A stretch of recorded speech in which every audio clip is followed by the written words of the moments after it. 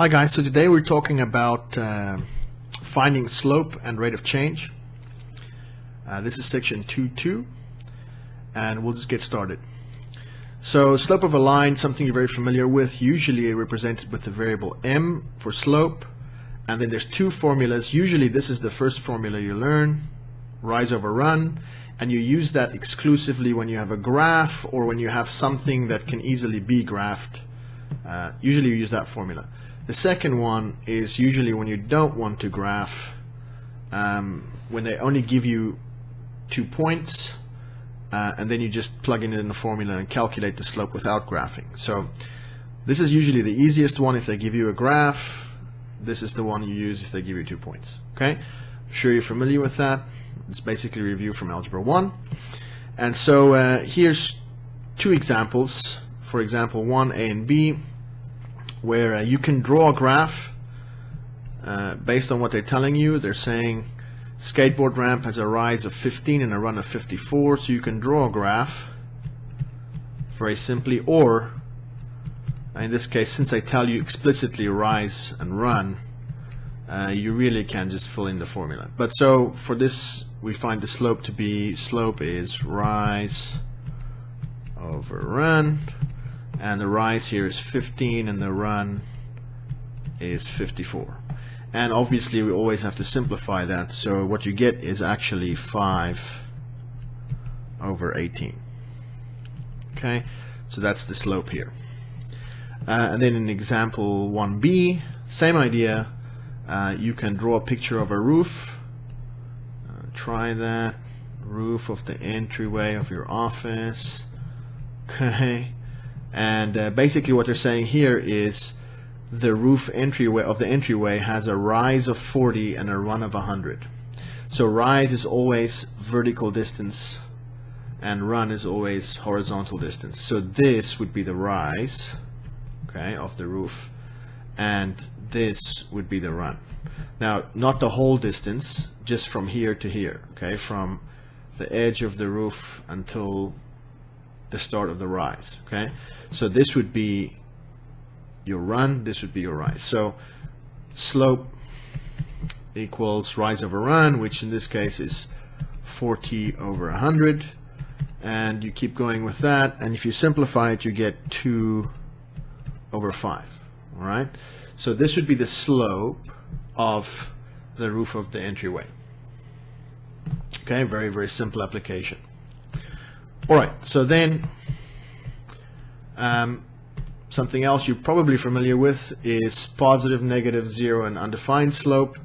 You should probably realize that positive slope are lines that have positive slopes rise from left to right, lines that have negative slopes fall from left to right, and zero slope lines are horizontal, and undefined slopes, those lines are vertical.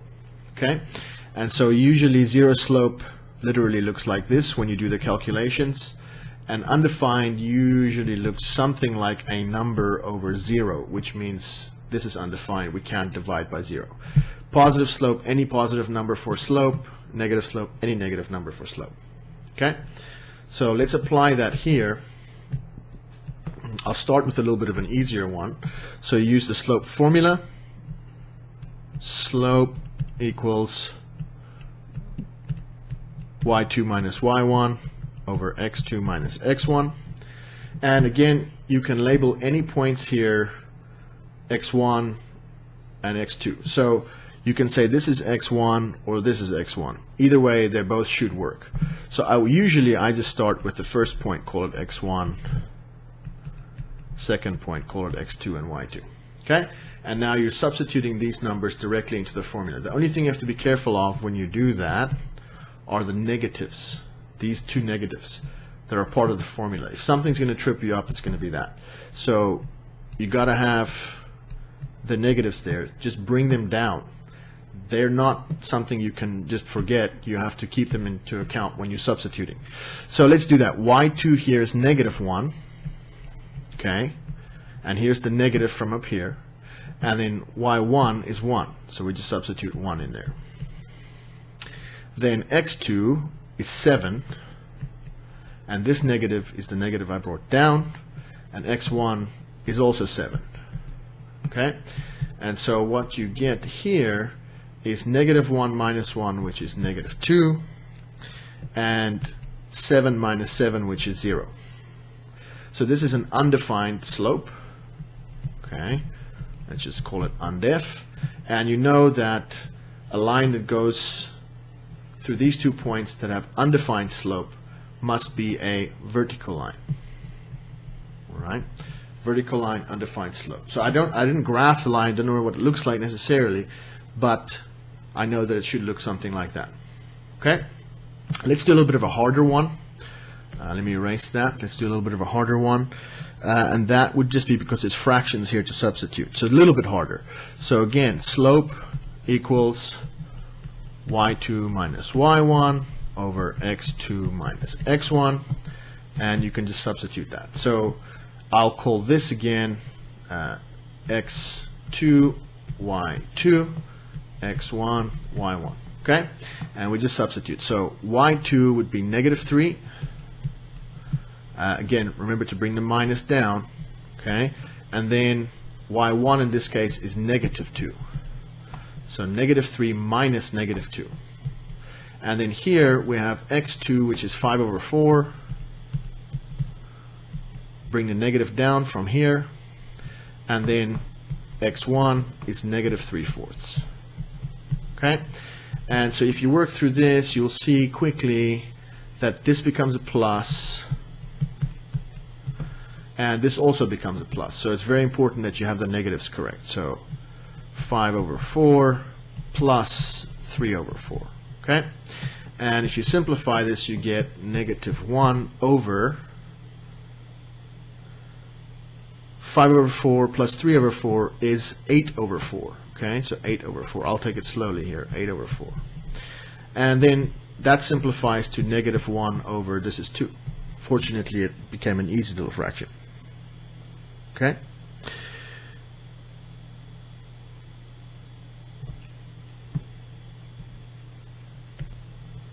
So that means that your slope is -1/2, which is negative number, and that means the line will fall from left to right. So it'll look something like this.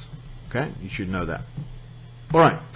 I think that's okay. I'm not going to do the last two with you. You should try them on your note sheet, but I'm sure you can do that by yourself.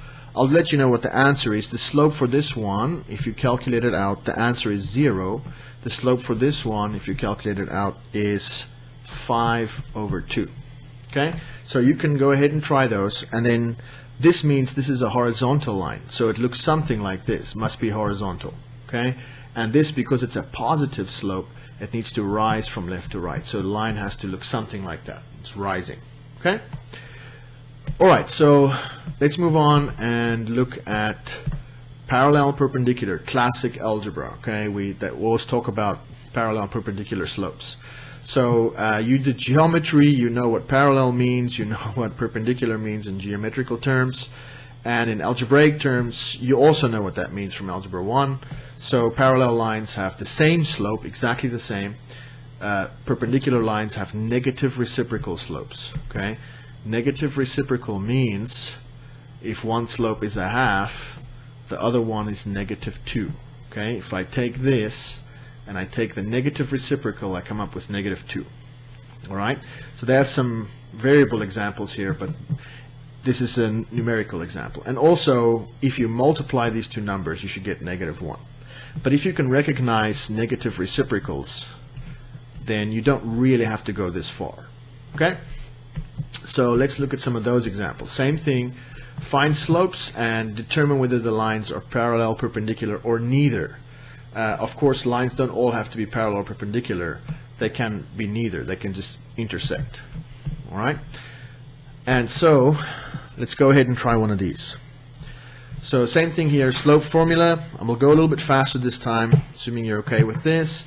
And so let's find the slope. Let's say this is line 1. I'll call it slope 1. Okay, slope 1. And y2 minus y1 would be -3 minus 2 over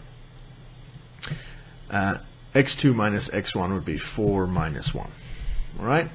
And so what you get there is -5 over 3. So that's the slope of line 1. Let's find the slope of line 2. Let me change color here.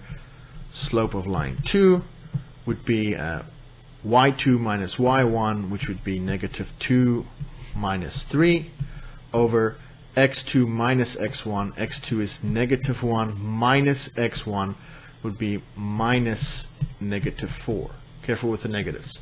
And then you get negative 5 over, this would be negative 1 plus 3, so that's 3. Okay, so our first example here, we got m1 is negative 5 over 3, m2 is negative 5 over 3. That means the slopes are the same. So these two lines must be parallel. Okay, these two lines must be parallel because their slopes are exactly the same number. All right, simple. Next one, same idea. Let me start here with blue again. So slope 1, punch in the numbers, calculate it. If you do that, you find slope 1 is negative 3. And calculate the numbers for slope 2, and you see that slope 2 is 1/3. Okay, slope 2 is 1/3. Slope of line 2.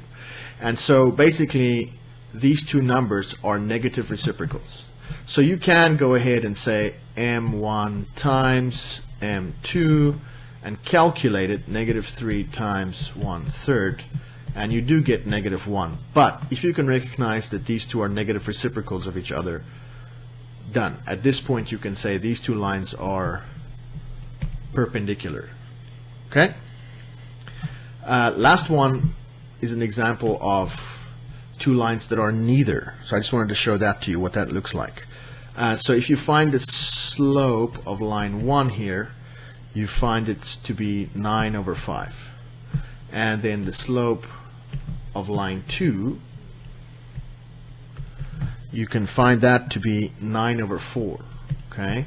So I'm calling this line 1 and this line 2. If you find your slopes, 9 over 5, 9 over 4, of course they're not negative reciprocals, they're not exactly the same, so they are neither. Okay? These two lines are neither perpendicular nor parallel. Alright? Alright. Last example here for section 2.2 is about rates of change. So this is a little bit more tricky. Because you're talking about rates of change. It's not someone telling you this is rise and run, and it's not a graph, and it's not points. You still do have two data points, but it's not as easy to recognize. Okay, so let's read the example. It says, use the diagram over here, which illustrates the decrease in forest land in New Hampshire over time to find the average rate of change over time. Okay, so you see decrease from 87% to 81.1% from 1983 to 2001. Okay, so this is your data you have to work with. Then it says, then predict the forest land in New Hampshire in 2005. So let's work with this data first. We'll answer this question last. Okay, let's first figure out what's going on here. So it says a decrease from 1983 to 2001, 87% to 81.1%. So you can write yourself a little formula here, and it's something like this. The rate of change, okay, is basically your change in forest land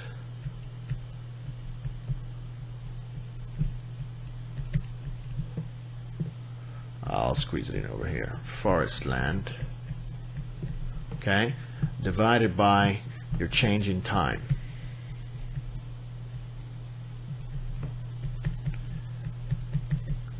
Okay, so basically what you're trying to find here is how did the percentage of forest land change, and then divide that by how did the time change. So you get a percent per time, percent per year in this case, okay, of change of forest land. So change in forest land, to find that, again, you can subtract either way. You can say this is my first piece of data and this is my second piece of data, or vice versa. It's still going to work. So I'm going to do the other way around. I'm going to say this is my second piece of data. So I'm going to say 81.1% minus 87%. Okay, this is the change in my forest land. And then over time, the change in time, same way. If I started with this as number 2, then this is my second piece of information for time. So 2001 minus 1983. Okay, and you see that the forest land became less, so you imagine that your rate of change must be negative because you're subtracting something every time. And so if you calculate this out, you get negative 5.9%, right, divided by 18 years. Okay, and that gives you, if you simplify, a change of negative 0.328% per year. Okay, so percent divided by years, percent divided by years. Negative 0.328% per year if you round up to the nearest thousandth. All right? So this is your rate of change. We found the rate of change. How is this changing? Every year it's losing 0.328% of forest land. New Hampshire is losing that much forest land every year. So now you have the next question that says, okay, predict the percent of forest land in New Hampshire in 2005. So let me take this out so we have some more space here. Okay? So in 2001 I had so much. How much will I have in 2005? Okay? So you can start in 2001 and say, okay, from 2001, what's the change in time to 2005? Okay? What's the change? So from 2001 to 2005, that's 4 years. 4 years have transpired from 2001 to 2005. So the question basically is, if I start with 81.1%, okay, and I lose negative 0.328% every year, from here, after 4 years, how much will I have left? So let's calculate the change first for 4 years, right? So my rate of change, we said earlier, was negative 0.328% per year times the number of years that the change occurs. So if you do this calculation, the number of change comes out to be negative 1.312%. Okay? Negative 1.312%. That's how much the forest land has decreased in 4 years using our rate of change. So if I started in 2001 with 81.1%, I need to subtract this to figure out how much I'm going to have in 2005. So 81.1% minus 1.312%, if you do that calculation, you find that basically New Hampshire will be 79.8% forested, okay, in 2005. So by the year 2005, using this rate of change, if I started with 81.1% in 2001, then, and I subtract the decrease, New Hampshire will be 79.8% forested. That's it for this lesson, guys. I hope you understood everything, and if you have any questions, we'll talk about it during class when we meet next time.